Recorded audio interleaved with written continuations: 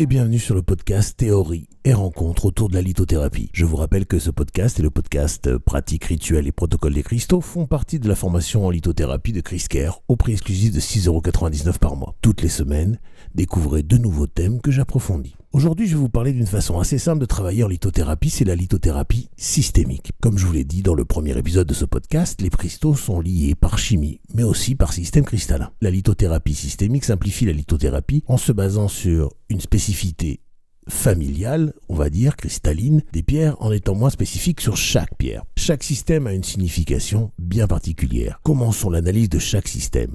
Le premier étant le système orthorhombique. Les pierres de ce système sont idéales en période de stress ou de tension, intimidation, chantage, bullying, etc. Et elles apportent également calme et concentration. Pour information, voici quelques pierres du système orthorhombique. La chrysocole, la chatechite, la zoïcite, la purpurite, la topaze, l'andalusite et le péridote. En cas de souffrance, les pierres du système tétragonal sont idéales. Elles aident à lâcher prise ou à passer à autre chose en cas de rupture amoureuse ou en période de deuil. Elles permettent aussi à attirer de l'entourage en cas de sentiment de solitude ou pour renouer avec des personnes du passé. Les pierres du système tétragonal permettent également de relâcher d'anciennes émotions et les pensées négatives en clarifiant et équilibrant les choses. Enfin, ce système est idéal pour les personnes isolées, déprimées ou fermées aux autres en apportant des ondes positives et en favorisant les connexions. L'apophilite, le zircon, la chalcopyrite, la vésuvianite, la scapolite et la tuctupite sont quelques pierres faisant partie du système tétragonal. Passons au système cubique qui se synchronise au progrès constant. Ces pierres permettent de consolider les vocations que vous connaissez déjà,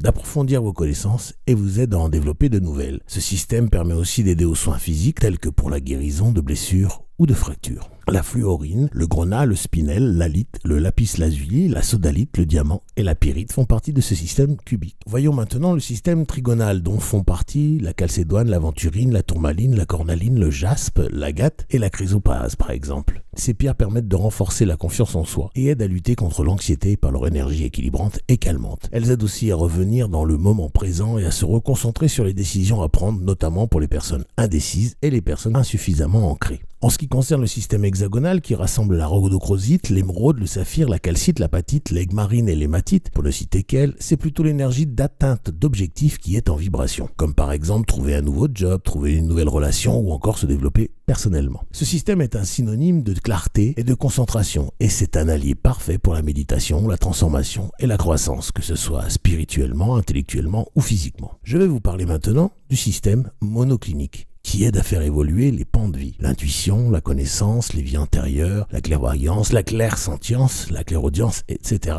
etc. Les pierres de ce système permettent également le nettoyage des énergies et aident au déblocage. Je vous rappelle quelques pierres appartenant au système monoclinique: la kunzite, la jade, la malachite, la séraphinite, la chysotile, le holite, la sélénite, l'azurite, la charoïte, la zéolite, la lépidiolite et la serpentine. L'avant-dernier système est le système triclinique, dont font partie la pierre de soleil, la labradorite, la turquoise, l'amazonite, la distène, la clevelandite et l'ulexite par exemple. Ces pierres sont utiles pour protéger la pensée et rendre hermétique aux opinions des autres, mais également à dépasser les croyances qui nous bloquent. Ce système est également efficace pour se calmer. Enfin, je termine l'énumération des vertus de la lithothérapie systémique avec le système qui rassemble entre autres l'opale, la limonite, le girasol, la tectite et la shungite. Vous l'avez deviné, ce système, ce n'est pas vraiment un système, mais nous parlons ici des pierres amorphes ou non cristallines.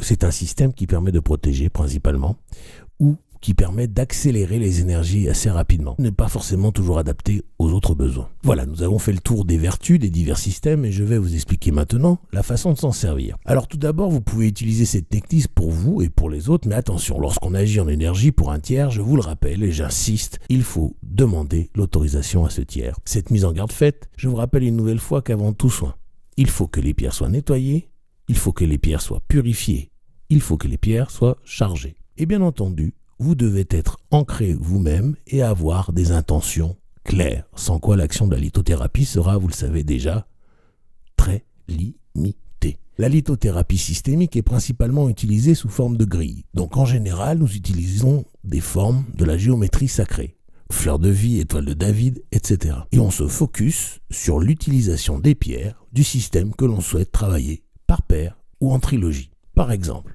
vous voulez prendre confiance pour prendre les bonnes décisions sur votre avenir professionnel.